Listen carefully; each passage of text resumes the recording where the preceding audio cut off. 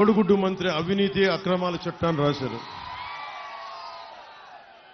పాపం ఈ మంత్రి వాళ్ళ నాయకుడే అవినీతి పరుడు అంటే ఈ కోడిగుడ్డు మంత్రి చేసిన అవినీతికి ఆయనే తట్టుకోలేకపోయాడు. అతను కూడా టికెట్ ఇవ్వలేకపోయాడు. లిస్టు చదవమంటారా? కోడిగుడ్డు మంత్రి చదవ. కొండల్ని కొల్లగట్టి మట్టి కంకర అమ్మేసుకోవడంలో కోడిగుడ్డు మంత్రి సిద్ధహస్తుడు. మంత్రి ఆయన అనుచరులు రియల్ ఎస్టేట్ వ్యాపారులను బెదిరించి కమిషన్ వసూలు చేయడంలో దిట్ట. రకరకాల బినామీల్ని పెట్టి కసింకోట మండలం, మనకి విశ్వనాథపేట మండలం కసింకోట గ్రామంలో దాదాపు ఎన్ని వందల ఎకరాలు చేశారో.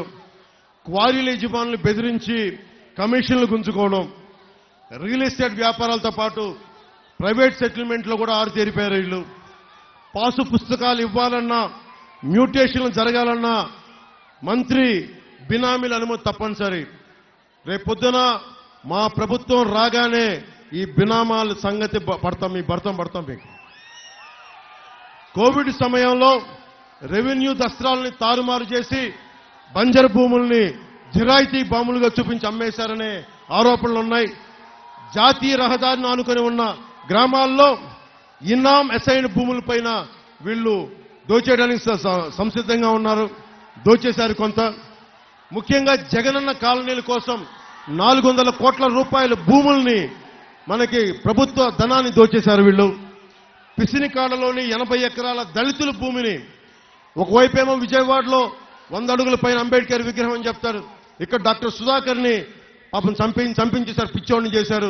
ఇంకోవైపేమో పిసినికాడలో 80 ఎకరాల దళితులు ఎస్ఐన్ భూముల్ని ఎకరానికి 60 లక్షలు విలువ చేసే భూమిని మనకి 13 లక్షల చొప్పున బలవంతంగా లాగేసుకున్నారు.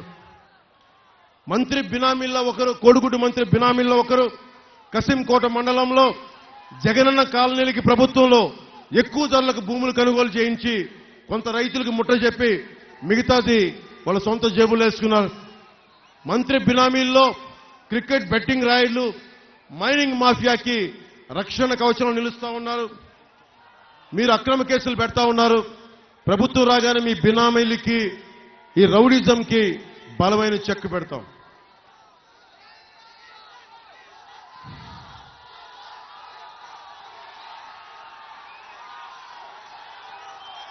ఇంకా చాలా ఉన్నాయి.